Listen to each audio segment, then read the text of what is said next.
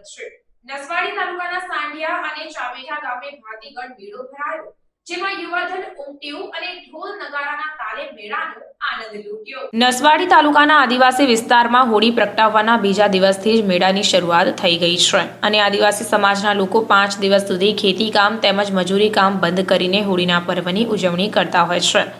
નસવાડી તાલુકાના સાંઢિયા અને ચામેઠા ગામે ભાતીગળ મેળો ભરાયો હતો, જેમાં મોટી સંખ્યામાં આદિવાસી સમાજના યુવાનો મેળાનો આનંદ લૂંટવા માટે ઉમટી પડ્યા હતા અને ઢોલ નગારાના તાલે નૃત્ય કરીને મેળાનો આનંદ માણ્યો હતો।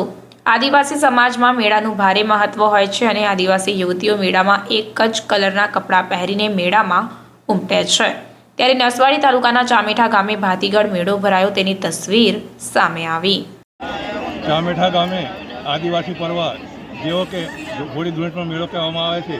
દર વર્ષે વાર્ષિક મેળાનું આયોજન કરવામાં આવે છે અને અમારા આદિવાસી લોકો મેળાનો ઉત્સવ મનાવે છે।